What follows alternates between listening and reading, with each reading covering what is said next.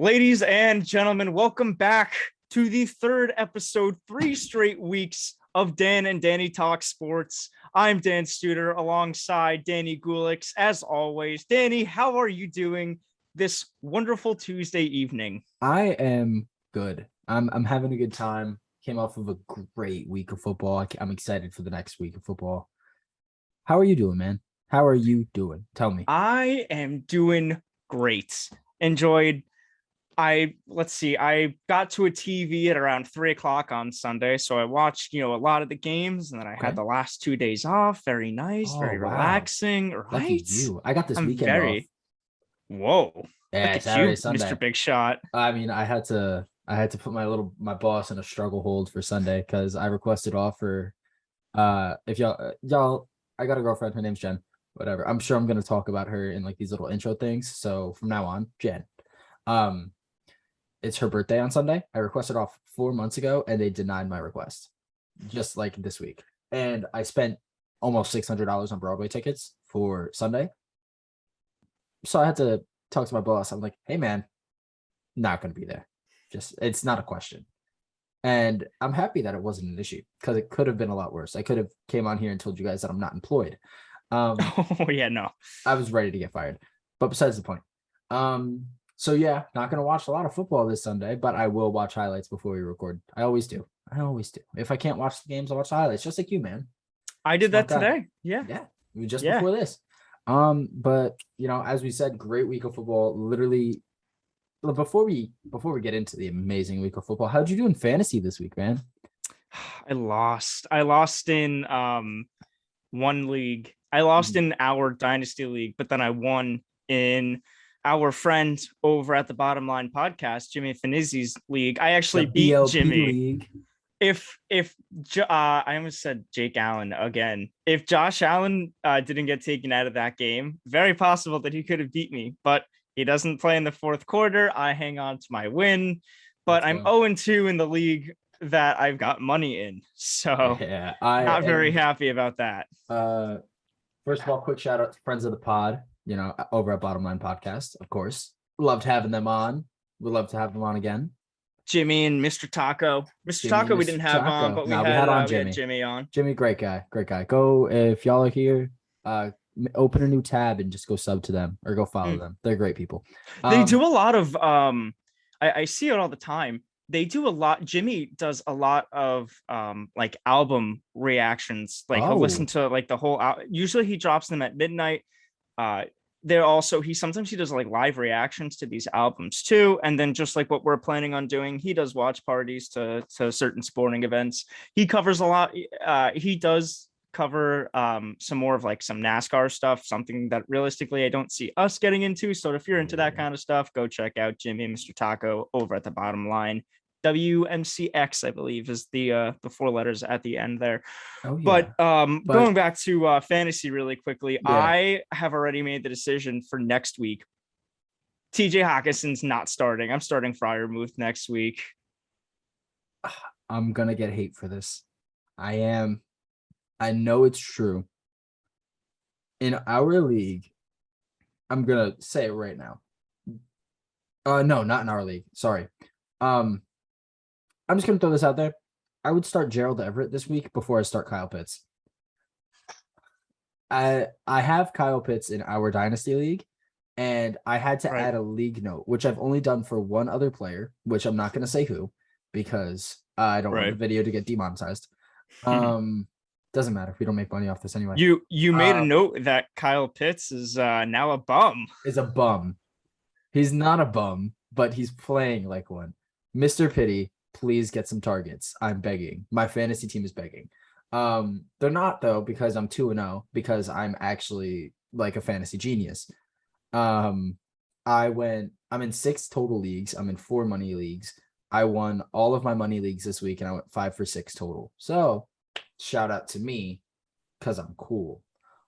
We'll talk more about this later, but it also would have helped if Indianapolis and Jonathan Taylor showed up on Sunday. But like I said, we'll talk about that later. I would have won by so much more in one league if Michael Pittman decided he wanted to play football. I know it wasn't him. He has a quad injury. I was going to say he was actually like injured. It wasn't just poor performance. I know, but I'm just sad. You're just being Um, salty. Yeah. All right. So instead of me being salty, let's get into the games. And we have a segment coming up later that we talked about last week. So y'all stick to the end. I'm gonna pin it in the video. So y'all stick to the end, and then we'll get to that segment. So Studer, bring us in. Well, Danny, kicking us off, we have, we mentioned in the last episode, we had the Amazon Prime debut of Thursday Night Football. We had the Los Angeles Chargers taking on the Chiefs at Arrowhead Stadium. Started off the week with a pick'em W. As did I. Thank you for letting me change, because if you remember, I almost picked the Chargers, and actually at one point it was looking pretty good. I'm pretty sure I have a note of it here somewhere that the Chargers held the Chiefs to, I think, 13 yards in the first quarter. Ooh. Ooh is right. Yucky. That's disgusting. Ugly number. Yeah, no, this was just a good game. You expect these out of the AFC West, like the Chargers and the Chiefs, both great teams. My issue where it came to a critical thinking kind of thing was when I was thinking about how the Chargers beefed up on defense. They added JC Jackson, they added Khalil Mack. How will that affect the Chiefs? It didn't. Patrick Mahomes is that guy. Patrick Mahomes is the best quarterback in the league. It literally shouldn't be a question. The only person that's even close to him is Josh Allen. That's the only person within breathing distance of Patrick Mahomes, which I still think Patrick Mahomes is better because Patrick Mahomes is doing more with less. Whatever.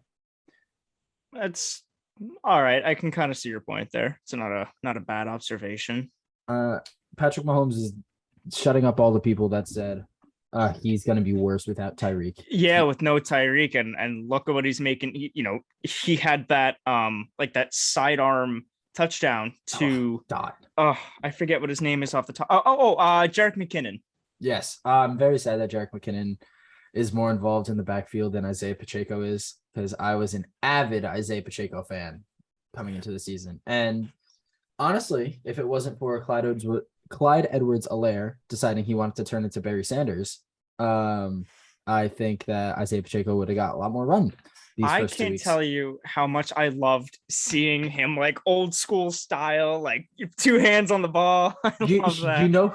You know who runs like that? Oh, who was it? I noticed it in the game yesterday. Oh my Lord. Not Dalvin. It was in the Viking Eagles game. Like, I forget who it was. I'm sorry. But somebody literally, like, they caught the ball and just ran like this. Just head down. Receiver or somebody caught the ball. I forget. I was half asleep watching that game. The Bills game decided to put me to sleep.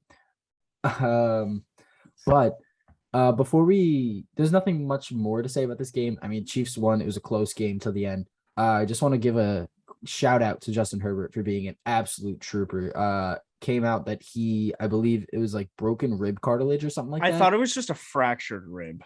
I know it's something with his rib cartilage. I don't know what it is. But this man literally looks like he couldn't breathe one possession. Like literally the first play, I think he needed 2 yards to get run for a first down. He had at least like 5 yards ahead of him, and he just threw the ball away because he couldn't move. And he even struggled to do that. He struggled to throw the ball away. Yeah. And then the next play zipped a laser for a touchdown. Like literally couldn't have been a better placed pass. Like zipped it 20 yards down the field for a touchdown. Like literally he is a trooper. So, I mean, shout out to him. And it's kind of scary because the Chargers do have an amazing track record of rib/lung issues. So yeah, I really hope he doesn't have to see a team doctor, or else he has to get an injection, and then maybe the backup will have to come in. Who knows? Yeah, I mean, he gets injured with, I think it was around 5 minutes left in the game, but he still manages to throw an absolute dot to DeAndre Carter. That sets them up for the 7-yard touchdown pass to Joshua Palmer. Obviously, it's not enough. Sorry. Kansas City just kills the clock, and the Chiefs take it 27-24. One thing, couple of plays really quickly that I think there's like three plays that I want to talk about, and they deserve credit. Mike Williams, touchdown catch against L'Jarius Sneed. Mike Williams, he's insane. He is.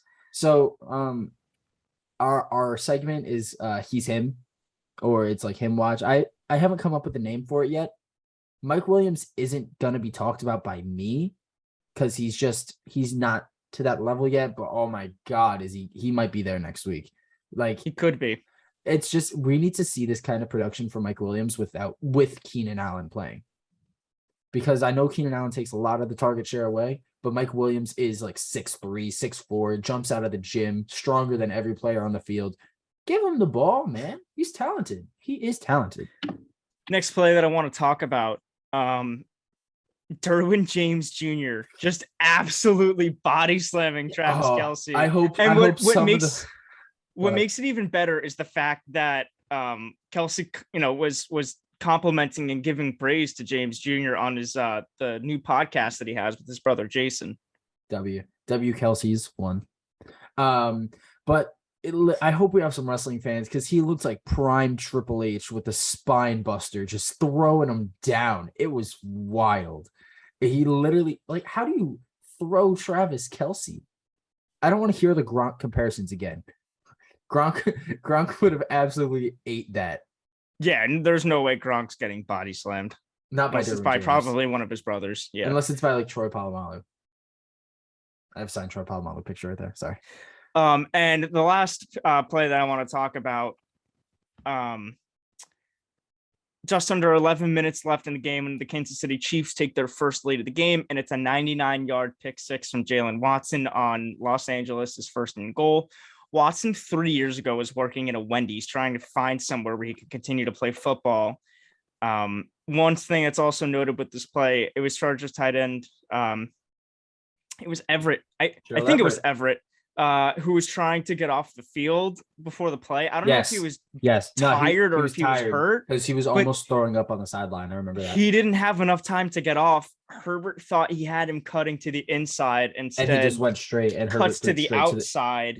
Putting it right into Watson's hands. So good for Jalen Watson. We I love hearing stories like that. Oh yeah, we love the underdog. Always love the underdog. All right, let's get into the next game. Yes. So the next game is, sorry, I just got to switch tabs really quickly. We have, this one was a phenomenal game. We have the Miami Dolphins taking on Lamar Jackson and the Baltimore Ravens. I predicted this game wrong. Danny, did you? I got it right, baby. Told you, right. Dolphins. I didn't expect Tua Tagovailoa to turn into Dan Marino, but I did expect the Dolphins to come out with W. I mean, Tua, let's just get it out of the way. Tua over 400 yards, 6 passing touchdowns, tied for the Dolphins single game record. With Dan Marino. Dan Marino and somebody else. I forget who it is. Bob Grease. I don't know if that's how you say his last name, but it's like Griese. Yeah, it's something like, I don't know. But Tua looked amazing. I mean, the Ravens looked great on offense. Lamar Jackson had like an 80-yard rushing touchdown. Like he's so good. Like it was just a beautiful offensive game. The Dolphins came back. I believe they were down 2 scores with like 6 minutes left or 5 minutes left, something like that. Came back to win. You just love watching games like this. Jalen Waddle, for all you people who say he's just fast, he's not good. He's just fast. He caught the ball, high point jump ball over a defender 4 game. So respectfully, shut up. Jalen Waddle, best celebration. Jalen Waddle is going to be better than Ja'Marr Chase this year, and that's a hot take by me. But he should have been better than Ja'Marr Chase last year. He just didn't have a competent quarterback or quarterback that he played with college. In college with. That's what Danny, let me give you a quick game summary / recap, just because this is an insane game. It deserves it. We start off Devin Duvernay, 103-yard touchdown return on the opening kickoff. Jalen Waddle, 59-yard reception from Miami's own 3-yard line. And I believe he later scored on a short 6-yard touchdown that tied the game at 7. Very first play of the next drive, Lamar Jackson finds Rashad Bateman for a 75-yard touchdown. Then 2 more touchdowns from both Mark Andrews, one apiece from Mark Andrews and Demarcus Robinson. That puts Baltimore up 28-7, I believe, going into the half. If you're Baltimore, you got to be feeling pretty good. You've got 4 touchdowns and 2 interceptions. So then Miami opens up the second half with a 12-play drive that ends with a Mike Gesicki 14-yard touchdown, followed by a very ugly gritty. Yes, the absolute worst gritty of all time. That We cuts love Baltimore. Gesicki, but man, I know he said he's working on it in the mirror. That has to be his practice this week. Like, don't let him Yeah. touch the field until he can do a competent gritty, or never do it again. Like, that cuts Baltimore's lead down to 28-14. Baltimore then responds with a 79-yard rushing touchdown from Lamar Jackson. It's an NFL record for the most career 100-yard rushing games by a quarterback, breaks that tie they'd have with Michael Vick, make it 35-14 Baltimore. Miami not done yet. They open up the fourth quarter with a River, is it Craycraft? I believe it is. Touchdown. It's 35-21. This drive was the first of 4 consecutive drives for the Dolphins that ended with a touchdown. Jesus. That third drive was finalized with Tyreek Hill's 60-yard reception. And then the fourth drive had Tua finding Waddle. Baltimore then takes a 38-35 lead on a 51-yard field goal from Justin Tucker. That left 2:18 on the clock. That was too much for Tua. He hits Waddle for his second touchdown, and Miami takes a 42-38 lead with 14 seconds left.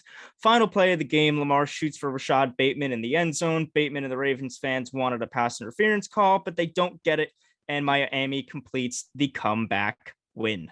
Danny, do you think that there was any pass interference on that? Because quite honestly, to me, it kind of looked like there might have been like the minorest little bit of contact, but I feel like that more looked like and seemed like Bateman falling and trying to not it wasn't a flop trying to draw a flag. I think he did actually fall and was trying to get a call out of it. I think there was contact. I don't think it's a rough call. I spent my Sunday morning talking to a bunch of like referees, and football officials, and calls like that are tough to make, especially in the moment, especially for game. It's a way better no call than it would be a call. If they called it, I wouldn't have an issue with it, but I know a lot of people would. But if they don't call it, nobody really has an issue with it. So it's a way better, it's a better no call than a call. It's a tough thing. That's where I stand. Right. Some of the actual individual stats for that game, just because they're absolutely insane.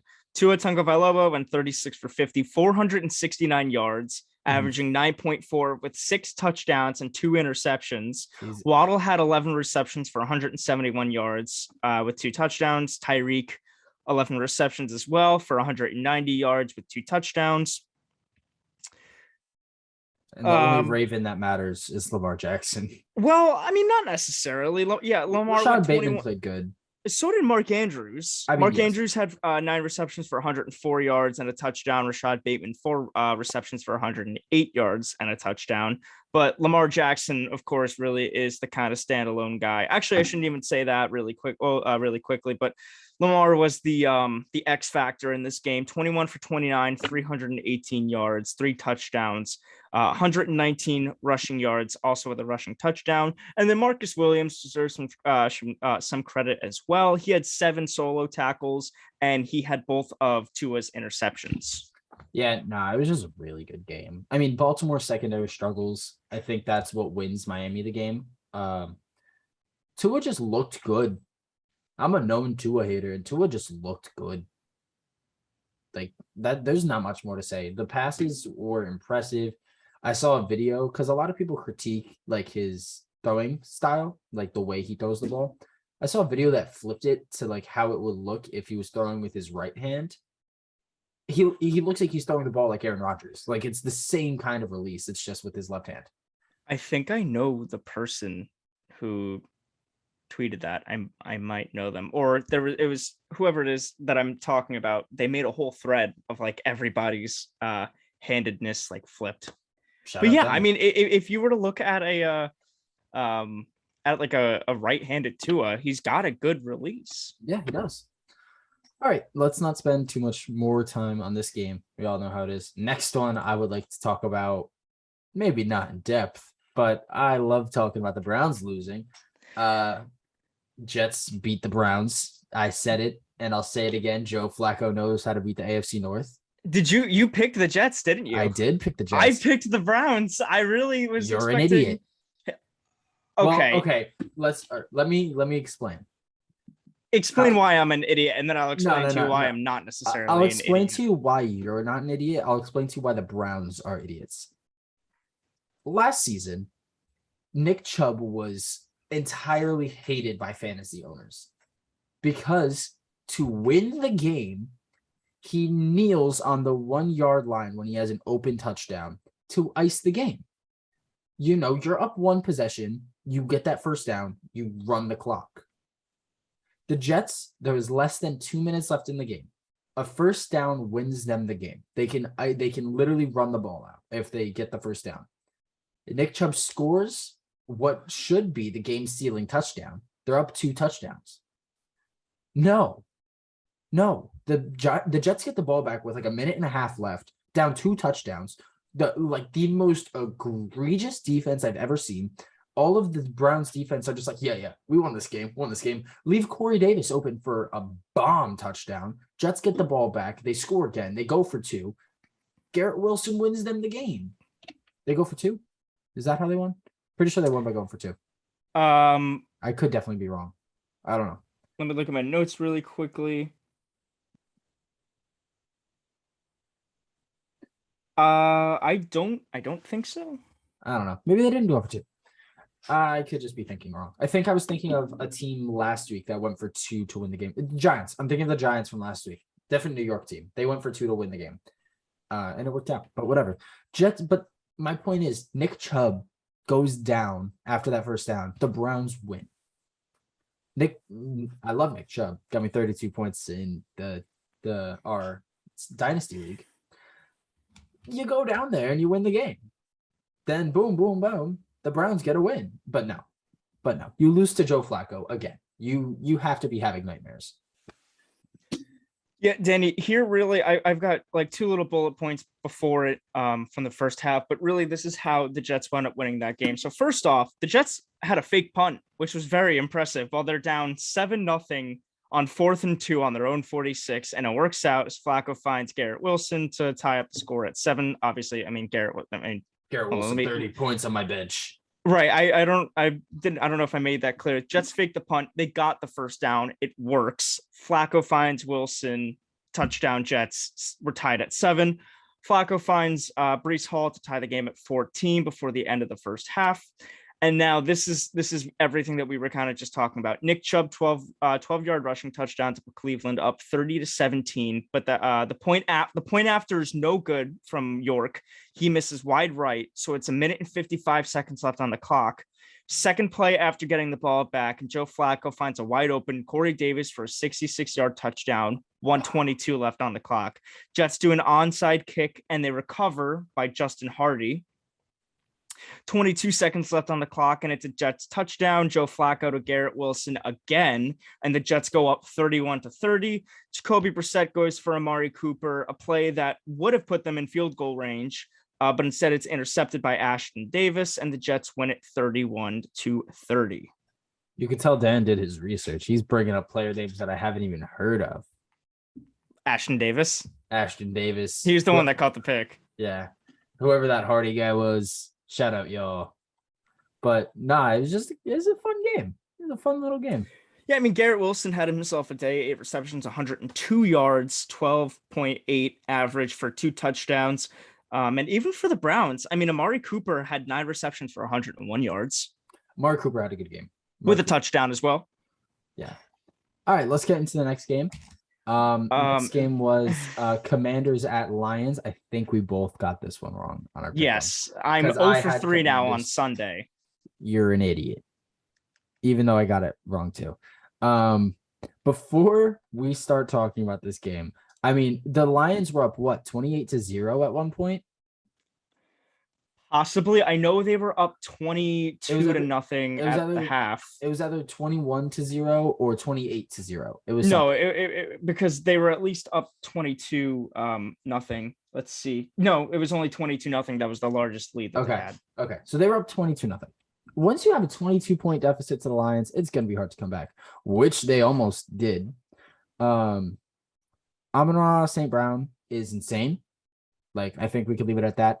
I'm sure y'all all heard the stat right now. There is 3 players in NFL history that have 8 consecutive games of 8 catches or more, and it's Antonio Brown, Michael Thomas, and Amon-Ra St. Brown. If Michael Thomas never gets injured, and if Antonio Brown doesn't go insane, that's probably 2 Hall of Fame quarterbacks that he is on a list with. Michael Thomas is kind of like iffy, but like if he doesn't get injured for 2 straight seasons, he has 2 top 3 wide receiver seasons with Drew Brees, or 1 with Drew Brees, probably 1 with Jameis. But I have a little fun fact here. Oh, let's hear it. Could you tell me the top 3 leaders in passing yards in the NFL at the moment? I actually could, and I think I might be able to give you them in order. Yeah, give me the order for the people. Number 1 is Tua. Number 1 is Tua. I want to say number 3 is Joe Flacco. Number 3 is Joe Flacco. You're going a little out of order. And who's number 2? I know. I can't remember who 2 is. Oh, wait. 2 is. Do you want a hint? Oh, wait. Oh, man. I feel like I know it. Yeah, you should. It's definitely like it's a surprise. I brought it up because we're talking about his game. Oh, so is it Jared Goff? Carson Wentz. Oh, it's Carson Wentz. Okay, my bad. Tua Tagovailoa. This is just how we drew it up. I mean, I would have predicted this the end of week 2 that the top 3 passing yard leader is Tua, Carson Wentz, and Joe Flacco. I mean, I could have called that. That's obvious. Oh, right. I think what's most surprising is that Tua and Carson Wentz are tied for the most passing touchdowns in the league with Patrick Mahomes. At 7, I think. They're all at 7, and Tua had 6 of them last game. That's insane. That's oh my God, that's insane. So, I mean, that's just insane. I think the biggest thing to talk about from this game is the Commanders almost come back to win. Curtis Samuel is having a resurgence, and shout out you because I'm pretty sure you're the one who drafted him in our league. Believe I am. Curtis Samuel, man. I think he's fantasy wide receiver 6 right now, and that's insane for Curtis Samuel. What you got him late too, super late. If y'all want, I lied. I do not have Curtis Samuel. Oh, give me 1 second. Like this will literally take. Well, you look that up. I'm gonna talk about a couple of points that I had from I already this have game. It up. I already have it up, man. You're too slow. You're too slow, man. You got to get faster. I know. Come on. L. Everybody spam L's. Okay. Well, a couple of important points. Oh, right, because I just played him last week. Rob got him in the second to last round, and we are in a 24-round fantasy league. Round 23, the second to last pick of the 23rd round was Curtis Samuel. That's wild. If y'all want to keep up with that league, go follow us on TikTok. I'm about to update us. Not today, because I don't have the time, but all of our teams are there. So. To continue the point that I was trying to say, DeAndre Swift had a very impressive touchdown. He gets the check down, falls, gets back up, and then continues to score. Jesus. That let's see, what did that make? That made it 29-15. The closest that the Commanders would come was when the score at one point was 29-21. Lions, Antonio Gibson had a touchdown. Danny, I wonder if this is what you were thinking about. They went for, unless you were saying it was a 2-point to win, then obviously it's not. But Washington went for 2. It was no good. I was thinking about the Giants one from week 1. Okay. It could have been an 8-point game after Jahan Dotson's 1-yard receiving touchdown, but Joey Sly's point after was no good. How about Aiden Hutchinson? 3 sacks in the first half. Jeez. Aiden Hutchinson is insane. He's going to be this year's Michael Parsons. And despite losing, there were 4 receivers on Washington with over 50 receiving yards. J.D. McKissick, Jahan Dotson, Scary Terry, and Curtis Samuel. Oh, all right. I'm sorry. I was going to try to. All right, let me try to name them. J.D. McKissick. So yeah, no, this it was a good game. It was a fun game. You don't really expect fun games out of Commanders versus Lions, but we got one. We did indeed. What did Amon-Ra have? 3 touchdowns? He had 3 touchdowns. He had 2. I'm dumb. Don't He had listen 2 to me. receiving, no rushing. I'm dumb. Don't listen to me. But he did have 40 fantasy points. Oh, he had 9 receptions for 68 yards. He had 9 Oh no, 9 receptions for. 116, dude. I'm looking at rushing. He had 2 68 carries rushing for yards. 68 yards. That's 34 yards a carry from a wide receiver. Why'd I say it like that? We're gonna move on before I misspeak again. Yeah, let's go to the 4th game that I got wrong this Sunday. The Colts at the Jaguars. Matt There's Ryan really, sucks. Let's there's move really on. not a lot to talk about this game. Yeah, Jonathan I mean, Taylor had a bad game. It's not going to happen Indianapolis often. didn't show up. Actually, I do want to. There's one person stat who I do want to mention, just because like Trevor good Lawrence. for them. Yeah, 25 for 30, 235 yards, 2 touchdowns, no interceptions. Good for him. Matt Ryan got picked off thrice. Matt Ryan is butt cheeks. Let's move on. Nothing else to say. Nothing nice to say about the old man. Well, the first game that I got right this week was Tampa Bay at New Orleans. I didn't. Thank you to Mike Evans for selling for me and pushing Marshawn Lattimore. Hey, what's he supposed to do? It's Tom Brady. I know. I probably would have done the same thing. I wouldn't. I'd watch with popcorn. Mike Evans and Marshawn Lattimore might be the only like actual beef left in the NFL. Because they argue, they fight every time they play. And Marshawn Lattimore cooks Mike Evans. Mike Evans never plays good when Marshawn Lattimore's guarding him. The stats are insane. I don't have them pulled up in front of me, but like if you look at any game that Mike Evans has been guarded by Marshawn Lattimore and you look at the snaps that he was guarded by Marshawn Lattimore, he's not good when he's guarded by Marshawn Lattimore. So he was like, yo, I'm going to do you guys a favor. I'm going to get us both kicked out of the game, and then we don't got to play against Marshawn Lattimore. And it worked. And Marshawn Lattimore, no repercussions. I mean, yeah, Mike Evans has the 1-game suspension. Yeah, for instigating, and he's appealing it. He's appealing it right now. Oh, that's news to me. There's nothing I would like to talk about from this game personally, so I'll give it to you after I say this. Shout out to Jameis Winston for playing with 4 back fractures.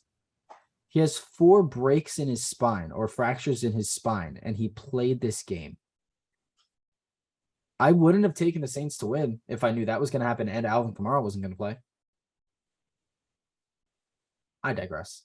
Studio, take over if there's anything you want to talk about. If not, we can move on. This is a very boring game. This was a 3-3 tie heading into the 4th quarter. That's when Tampa Bay kind of, took over. That's a Tom Brady game for you. Do you know? All right, Danny, I'll ask you the question. Do you know who had the lone touchdown in this game? The lone touchdown for Tampa Bay in this game. It was who was it? It wasn't Leonard Fournette. Was it the backup? Was it Rachaad White? It's not Rachaad White. Was it no, I'm out of guesses. It was Brashad Perriman. Brashad Perriman. I forgot he existed. Michael Thomas had the lone touchdown for New Orleans. Yes. Brashad Perriman, last known by me for playing for the Jets. Okay. That's Danny, it. correct me if I'm wrong. Did No. Chris Olave go down with an injury? Chris Olave went down with playing bad. Let me see. Okay. Yeah, Olave. I'm checking now. 5 receptions. Well, he went 5 receptions, 80 yards. Yeah. Oh wow. Yeah, maybe 5 receptions, 80 yards, 13 targets. I mean, it was also Jameis Winston just could not hit a pass. He didn't go down with an injury. He just didn't play good. He also fumbled. He also, I believe, dropped a deep ball that was like wide open. I could be wrong. Very well might have been the case. Yeah, Winston 25 for 40, 236 yards, 1 touchdown, 3 interceptions, quarterback rating of 55.8. Classic Jameis Winston. There's one quarterback that I think that might actually, I want to go back really quickly. I want to see what Matt Ryan's was. 34. All right. Moving on to the next 34, game. baby, that's me. Next game, we have the Carolina Panthers. Take it over. And sometimes they forget that they have to win. Baker Mayfield taking on Brian Daboll's now 2-0 New York Giants. I could not be happier. I'm sorry if I got loud there. Good. I forget who it was. Just yelled 34, baby. That's me. I quoted a commercial, but I did it loudly. So it's 44, ladies. That's me. Couldn't even quote it right. It's 44, baby. That's me. You can't even correct my quote correctly. So I continue thought about it your was it's Giants. 44 ladies. That's me because he's standing next to two women in the grocery store. He's yells 44, baby. That's me. And then throws his receipt down and yells, get some cool cuts. Cool Get Chris. some Get cool some cool cuts. Chris. All right, continue. Sorry. I loved this game. This game I didn't actually get to watch until the fourth quarter. But I got in my car and I started driving down to where I was going to watch the game. And as soon as I got into the car and I put it on, that's when there was those two touchdowns back to back. Yeah, in the third quarter, DJ Moore and then Daniel Bellinger. Daniel Bellinger's first NFL career touchdown. Good Shout for out the him. man. He's on my taxi squad. But those I heard that they were very impressive drives. Somebody made a really nice catch at the end, and I feel bad that this is a review of yes, somebody made a good catch, but fortunately I had work. Shout out Wait, I have Haley. Thank you for letting me leave early. You had work. And I know that you don't know this off the top of your head, but I'm gonna ask. I just want you to tell me what you think. The one of the top most expensive receivers in the league, Kenny Golladay. How many snaps do you think he played this game?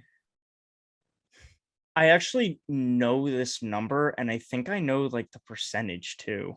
I don't know the percentage, but I know the number. Okay, can I get two guesses? Because you get one guess. Can I ask a 50-50 question? No. That okay, I'm gonna that's a good one. I'm gonna guess 2, but if it's not 2. Okay, I was gonna say it was either 2 or 3, and I'm pretty sure that was 4% of yes. snaps. And apparently after the game, he packed up his locker and left. Now I was his locker. So I think him and the Giants are gonna agree to a way to get him out of New York. Okay. Here I see now. I was actually listening to a Giants podcast. I won't say which one.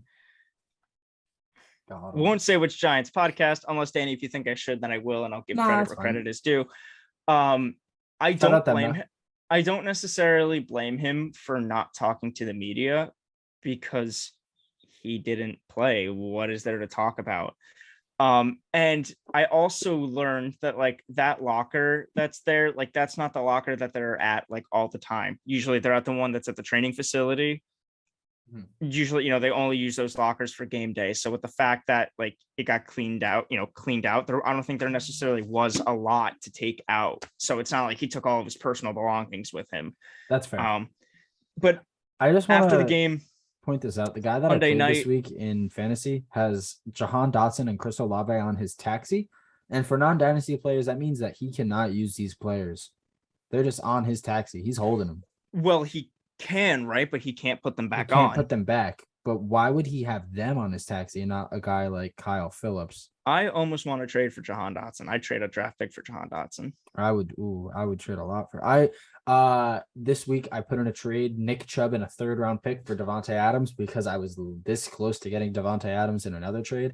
And then Nick Chubb went off and had 32 points and I withdrew the request and the guy told me to go end myself. Moving on, continuing back to what I was saying. I'm pretty sure Brian Daboll, I don't know if it was immediately after the game or if it didn't get released until around Sunday night. That's kind of part of his game plan that he's got going on right now. It's the same, the same reason why Kenny Golladay didn't play a lot this game is the same reason why Kadarius Toney didn't play a lot in week 1 against Tennessee. Yeah, I'm mad at him for not playing Kadarius Toney because Kadarius Toney is probably your best receiver. It was very nice to have this game not come down to a game-winning field goal. I would really like to, I'm still waiting on that Giants win where it's a clear Giants win. Obviously had that big 3rd and 2, maybe more, sack from Julian Love. That was pretty much the game clincher because it took Carolina out of field goal range. Yeah. And the New York Football Giants, I forget who the quote was by. And if I do, I don't even know how to say his last name, so I apologize. But this person said that the biggest like news in all of football, positive or negative. There's no bigger like, news and surprise than the fact that the Giants are starting off 2-0. Yeah, I'm nah. so far I'm loving the Joe Shane, Brian Dable, Mike Kafka era. I'm Oh, loving oh, oh, Tay and Crowder. how can I not say Wink Martindale too? Wink Martindale, the defense played a huge part in this game. I'm loving the Tay Crowder breakout. I hope it continues. I'm a big Tay Crowder guy. Are there any I don't even big know why. numbers here? McCaffrey had 15 carries for 102 yards, so he's kind of back. He also had 26 receiving yards. Yeah, I'm trying to trade for McCaffrey in your leagues. He's not going to get any cheaper than he is right now. So if you want him, go get him. Saquon, Giants fans knew not to react too much to that week one against Tennessee. He had 21 carries for I always said 7.2, 72 yards. Mhm. Could be better. He also had 16 yards in the air on 3 catches. Sorry, had to answer something. It was also only a matter of time before they started targeting. God, is it not? Oh man, I forget who. Oh, Cordell Flott. That's eventually what kind of drove them down the field. That was then when they then switched to Fabian Moreau. Fabian Moreau. It was a good adjustment that the Giants made. Unfortunate that the Panthers were just able to gain some yardage there, but very excited now. I'm looking forward to Monday Night Football. One of the true reasons, one thing that I'm really looking forward to, Danny, about this Monday Night Football game, not sure if you know, the Giants will be wearing their Color Rush jerseys. So what does that mean? That means that Dallas will have to wear their blue jerseys, and Dallas hates wearing their blue jerseys. I hate Dallas. So good. As do I. We'll talk more about Dallas in our next episode when we do our week 3 pick'ems, because there's a lot of news that's coming out of Dallas, and I'm kind of calling BS on a lot of it. Yeah. So just super quick before we get into the back half of these breakdowns, but we're doing 2 episodes this week. We're recording one today, one tomorrow. One will be coming out Thursday, one will be coming out Wednesday, one will be coming out Thursday. And it will be today we're just doing the recap and our segment, and tomorrow we are doing the pick'ems and another segment. So stay tuned for that. So next, I not gonna nearly spend as much time talking about my team as Studa did his. Steelers lose 17-14 to the Patriots. I got this one wrong. I believe, Studa, did you get this one wrong? I also did get this one wrong. Yep, I put my faith in your Pittsburgh Steelers, and they let me down. Never do that again. Because I'm going to air out a grievance, just one, because I have a lot. Just one. Fire Matt Canada. Fire him. I was so into signing him, or not signing him, promoting him when he got promoted. If you go back, watch some of the podcasts from then, I was into it. I was like, oh, he's gonna bring this, that, and the third to the offense. He didn't. He did not. He was such a good college coach. Now I don't even think a big name college organization would touch him if he gets fired, let alone an NFL organization. This man does not know how to run receivers towards the middle of the field. Are you an idiot? You have Deontay Johnson, who the first week of the season had his best catch of his career in clutch time, one hand, looked like the Jordan logo, over a defender. You have Pat Freiermuth, who is an insane possession catch receiver. You have sorry. Nah, you could have done that a little bit louder. It was a little anticlimactic. But you set it all up, and then all you it was funny. You have Chase Claypool, who is 6'4" and faster than most players on the field. You have George Pickens, which I think is more of a Mitch Trubisky issue for not targeting Pickens, but I digress. But you have all these weapons who are good. Run them over the middle, run a couple of them over the middle of the field. Mitch, look at more than one read per play, because you are either throwing to the main receiver or you're not throwing at all and you're getting sacked. There was one play down the stretch. I vividly remember Pat Freiermuth wide open for the first down. It was a 3rd and 8, and Mitch snaps the ball and stares at Najee in the flat and throws it to him. and we gained 2 yards and had to punt. And this was deep into the game. I don't want Mitch to start anymore. I want Pickett in, or Mason Rudolph even. Like, at least Mason Rudolph can read to a second receiver. Steelers lose, nothing to talk about. Jacoby Myers looked good, and he's still scared of the end zone. Najee Harris looked healthy. What else do you want from me? Steelers lose.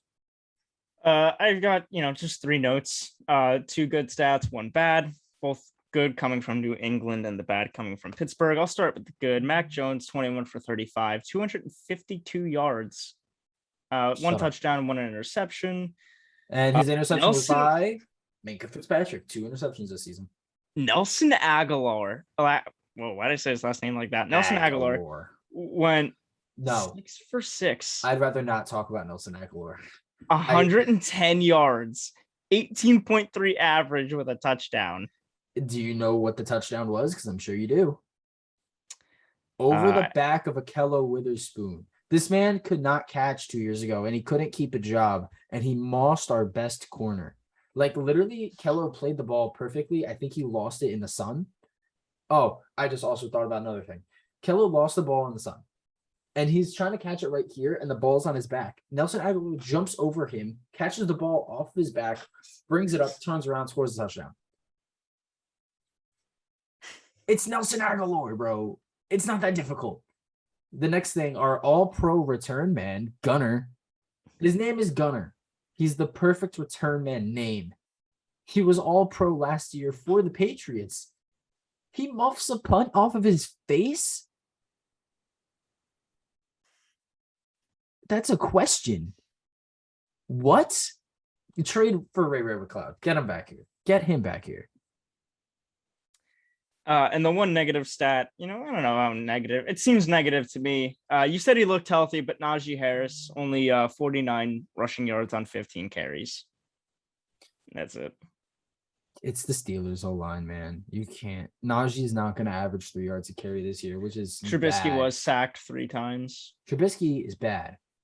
All right, next game. I'm done talking about this one. Yeah, next we've got the Atlanta Falcons at the reigning Super Bowl champion Los Angeles Rams. This was a game that I got right. Danny, I think you got this game right as well. Absolutely, I did. This game became really interesting when Atlanta put up 17 in the 4th quarter. Yeah. Not interesting enough though. Yeah, I don't really know if I have anything.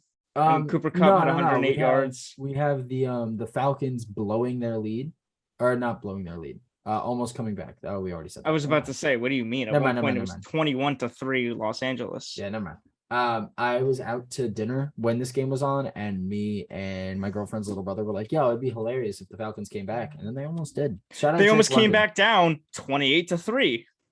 Yep. Shout out Drake London. 8 receptions for 86 yards and a touchdown on 12 targets. What a man! What a man! What a man! What a mighty good man. This next game, I really don't want to talk about this game. There's nothing to say. I was wrong. Besides the fact that Cincinnati just blew it. And I was at a different game. Never mind. Can we kind of talk about? I think we skipped one. We'll talk about this and then. We did. Seahawks 49ers. Niners win. Prayers up for Trey. I said Trey Young. Trey Lance. Yeah, Trey Young. I could still score on you in a 1-on-1. I forgot about that. I didn't. Seahawks put up 7. Up for Trey Lance, season-ending surgery. The only thing I want to talk about is how Colin Cowherd got destroyed on Twitter because he made a tweet saying like, this might sound rude, but I don't care. The Niners are a better team today than they were yesterday, with Jimmy G starting at quarterback. And somebody like replied and was like, "You're a disgusting human being. Like, this guy just got hurt yesterday." And Colin Cowherd replied and was like, "It's not like he broke his neck. He broke his ankle. Right. He will be fine." And somebody was like, "You had nothing bad to say about Trey Lance when he was in your daughter every day. Why do you have something bad to say about him now?" And Colin Cowherd blocked him. For a second, I thought you said Kaepernick. I was like, why is he? And then I realized you said Cowherd. There's nothing to talk about with that game though. So let's talk about how the Bengals blew. I mean, Lockett had 107 yards. That was kind of cool. But yeah, let's talk about Cincinnati absolutely blowing a potential comeback and beating Cooper Rush, not Dak. Cooper Rush and the Dallas Cowboys. The Bengals have lost to Mitch Trubisky and Cooper Rush so far this season. Oh my And I'm God. pretty sure they play Joe Flacco next week, so they can lose. They can lose to 3 backup quarterbacks in a row. Yep, they play Joe Flacco next week, and then the week after they play Tua. Tua's looking like an elite quarterback though. So I mean, Joe Burrow, 24 for 36, 199 yards. I T. just wanna- Higgins led. Go ahead. how many sacks do you think Joe Burrow is on pace for this season? Oh my God, yeah, he had 6 this game. I don't even Oh. remember how many he had last week against 7. Pittsburgh. 7. So that's what, 13 through 2 weeks. Yeah. I'll save you the math. Joe Burrow led the league in sacks last year with, I believe it was 51. He's on pace for 102 and a half sacks. Literally doubling his sacks from last year. What happened to the $40 million you put into your O-line this offseason? What happened to Lyle Collins saying Joe Burrow's not going to get touched? I'm his bodyguard. Lyle Collins looked like he was missing a leg.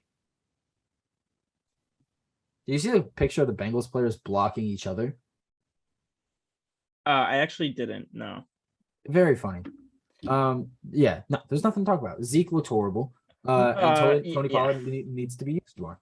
CeeDee Lamb is kind of scary when it comes to fantasy because he has Cooper Rush as his quarterback for a while. Won't lie, I'd never heard of Noah Brown before this game. Really? Yep, he went 5 for 5, 91 yards and a touchdown. Noah Brown. Okay. Good. He's if you need an emergency start this week, Noah Brown is not a bad option. He's not the number 1 option, but he's not a bad option. Next game, Texans versus Broncos country. Let's ride. Russ is literally cooking like hot dogs inside of like mac and A cheese. freezer. Yeah, Russ is cooking hot dogs in the microwave. That's what let Russ cook means. Yeah, this game wasn't anything impressive. No, I mean, it was downright Houston disgusting. only lost by 1 possession though after tying. After tying last week. They could be on win alert. Win alert? Nah, who For do they next play week. Give me a second. Houston plays. Looking for the game. The Bears. Oh, they could be on win alert. Fuck. Told you. Oh, excuse me. Yeah, excuse you. Next we have probably one of the best ways to end the 4 o'clock slate. Arizona and Las Vegas. Danny, I don't know if you got this game right. I got this one wrong. Let me see. And it was my wide receiver, my fantasy wide receiver, Hunter Renfrow, that caused for them to lose this game. I started him in one league and he fumbled twice, 2 plays in a row. I wish I knew what I don't remember them off the top of my head, but I'm pretty sure. I wish another thing that I kind of want to see is how many plays Arizona got to have with 0 seconds left on the clock. I just want to. Kyler Murray has beat the Modern Warfare 2 beta allegations this week, but only this week. We'll reconvene next week and see if it continues. But him having about 20 seconds on a final play of the game opportunity to win when he's redirecting traffic and running around like Hasbullah, it's hilarious. Yeah, he ran for like 20 seconds, and I think like AWS said it was around 85 yards that he covered. That's insane. Of just running back and forth and back and forth and back and forth. I've seen the clip 1,000 times. I'm sure the viewers at home already have. But like the way that he's stepping up and stepping back in the pocket like an anchor and redirecting traffic like this, he looks like a good quarterback. I think he's it's gonna sound horrible. I think he's too short to make a consistent impact in the passing game. But can we also talk about how stupid Arizona is for taking a delay of game penalty after a timeout? How do you do that? How do you take yourself off of the 2-yard line, put yourself back on the 7? If you were planning on passing that whole time, maybe that's smart. But how do you take a delay of game penalty after a timeout? Maybe don't start to get to the line when there's 10 seconds left on the play clock. Yeah, no, that was bad. That was bad. That might be worse than what Denver did last week. Are you serious, my brother? How do you take a delay a game and call after a timeout? I understand your point, but they didn't pay $250. Stephen A, relax. Stephen A, relax. They didn't pay $250 million for that timeout. So I think that's true. That's a very good point. There's nothing else to talk about this game besides Kyler looked good. Christian Kirk's balled out again. Derek Carr looked good. Devontae Adams did not. So F to my fantasy team. Did Uh, did you just say Christian Kirk balled out? No, not Christian Kirk. Rondale Moore. Thank you. Yeah, Sorry. and of course it was, I forget who it was off the top of my head. Darren Byron Waller. Murphy. What a beast. Byron Murphy just looks like a Cardinal player. Like he just looks like he played for the Cardinals. So does Sean Murphy Bunting. If you really think about it, Sean Murphy Bunting seems like he'd play for the Cardinals. I feel like you got that from Bengals video. I 'cause did. heard him say I that. did, Yep. but it makes sense. Shout out Bengals. Shout out Monmouth County. Shout out Bengal. Monmouth County shout out. And the Sunday night game, the Bears at the Packers. I got this right. Wow. As did I. It's just kind of funny to see how much of a tough time Chicago had stopping Aaron Jones and AJ Dillon. But also kind of, you know, you got to give credit where credit is due. Green Bay had a tough time stopping David Montgomery as well. Yeah, Montgomery had 122 rushing yards to Aaron Jones's 132, as well as AJ Dillon's 61. I have a stat for you, and I want you to guess. Again, Okay. I like playing this game. I do too, honestly. How many passing attempts do you think Justin Fields has this whole season? 2 games combined. How many attempts? I'm going to say 21. 28. Okay. They had 11 passing attempts that game. Fade every single Chicago Bears offensive player besides David Montgomery for the rest of the fantasy season. Drop Darnell Mooney. Don't actually. He's good. Oh my God. Yeah. 1 reception for -4 yards. Jesus. We have more receiving yards than both Darnell Mooney and Ezekiel Elliott combined. Zeke ended both games with negative receiving yards. I forgot to say that. -3 in the first game, -4 in the second. So we had 10 more yards than both of them, receiving wise. Look at us. Look at us. Athletes. Moving on to the Monday night games. Danny, I went 1-1. I believe you went 2-0. I went 2-0, baby. This is where I don't know what the hell happened to this is why I'm a big Kirk Cousins hater, because what the hell was that game? Really quickly, Bills at Titans. Bills at Titans. The Bills, I believe, they muffed 2 punts in this game. I believe they now have 3 muffed punts in 2 weeks. Yeah, that sounds right. And their lone touchdown. They also have the best team in the league, so I don't think it matters. They scored early in the game and then just got nothing after that. Are we talking about the Titans? Yes, Titans. They scored 1 touchdown. It was their first drive of the game, and then they didn't score a single point after that. Yeah, Derrick Henry. Derrick Henry, indeed. Yep, he's Derrick Henry, but he's not.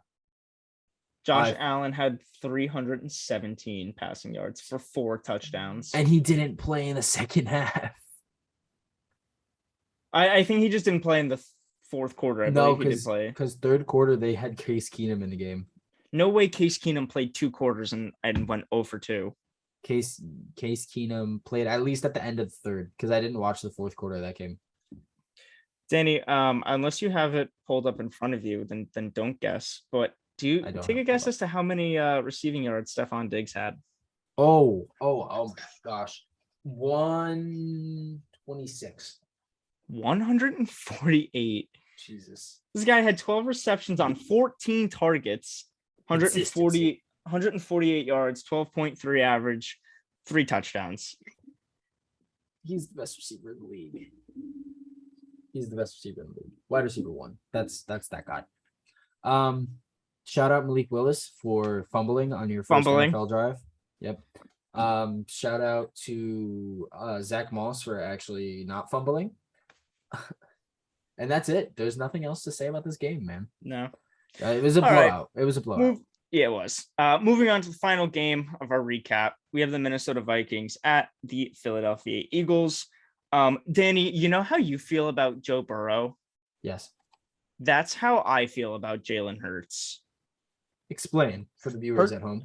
Because I think that Jalen Hurts is not that great of a passing quarterback. I think he takes way too long to read the field and then just relies on his legs.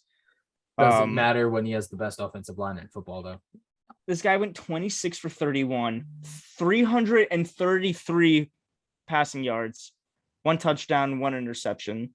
Not to mention the fact that he had 57 rushing yards. He had 2 rushing touchdowns. That second one, insane. His second rushing touchdown was crazy. The one where he ran, I think it was like a 28-yard, 27-yard rushing touchdown, and he like 26. I was 1 yard off. You were.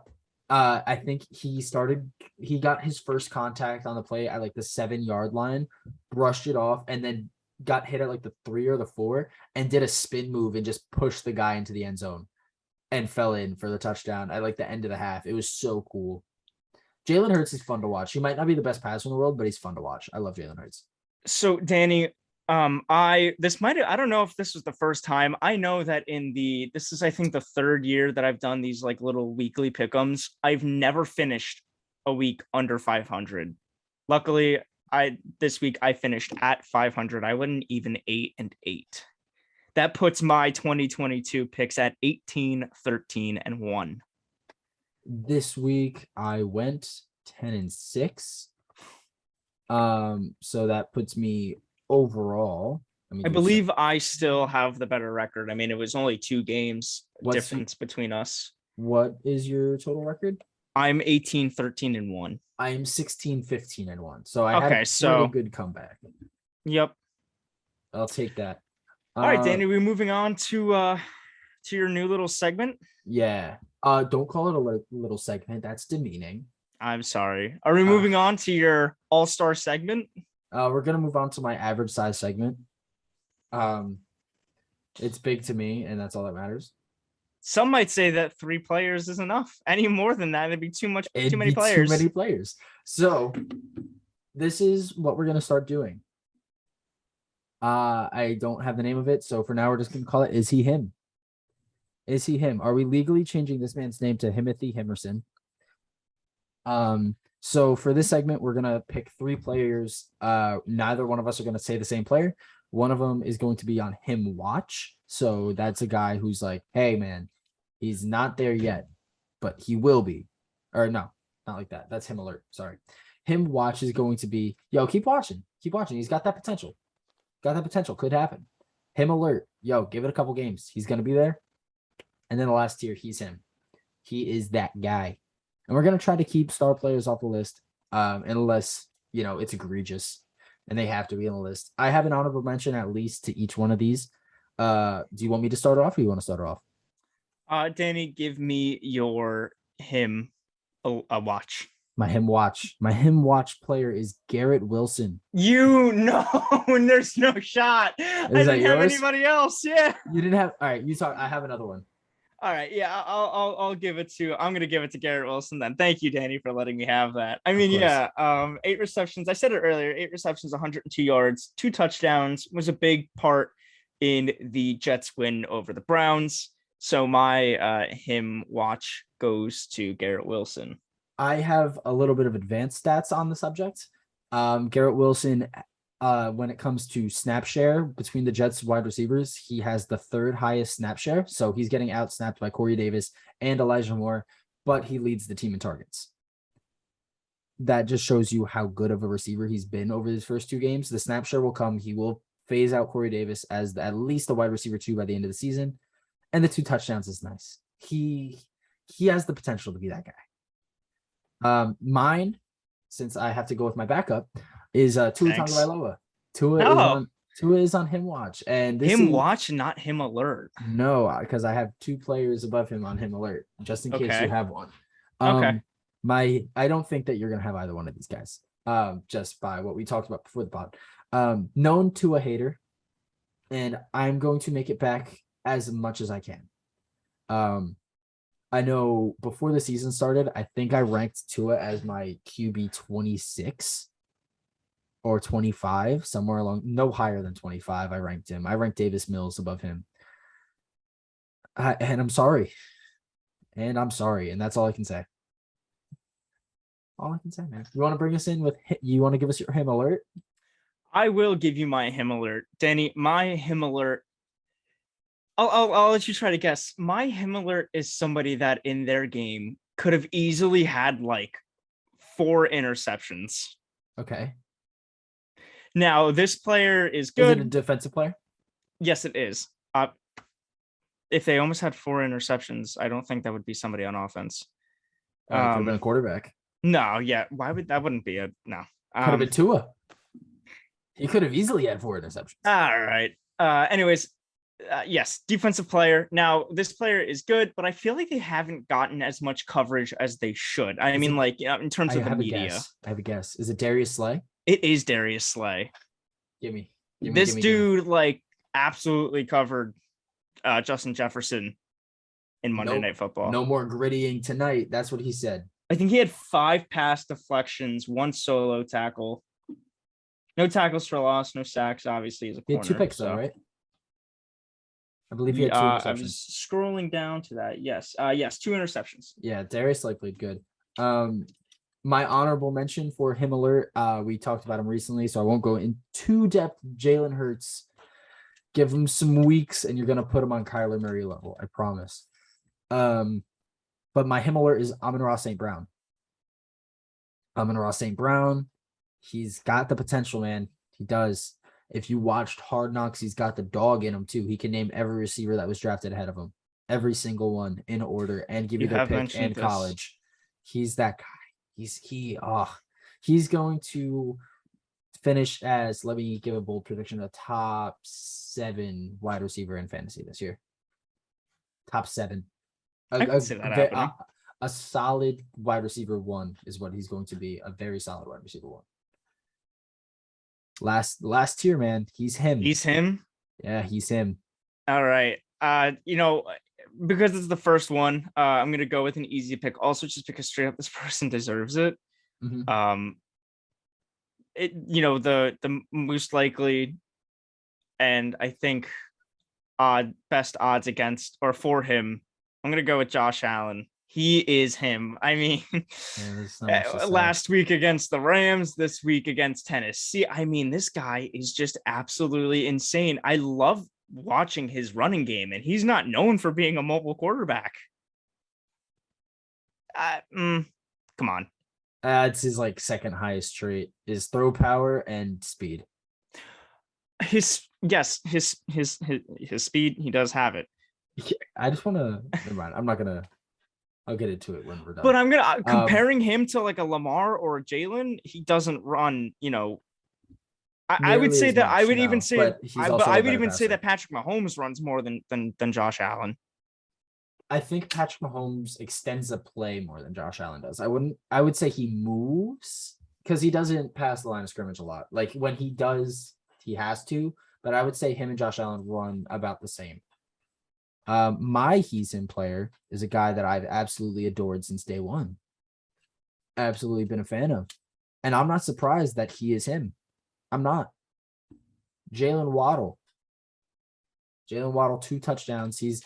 I feel like if you put Jalen Waddle in any other circumstance where his quarterback had an arm, like a deep arm, he would thrive, man.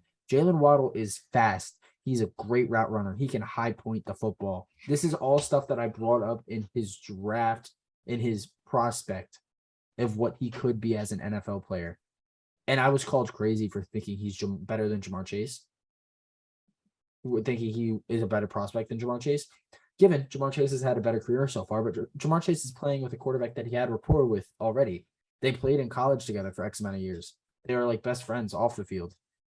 Jalen Waddle came into a system where he didn't play with his quarterback.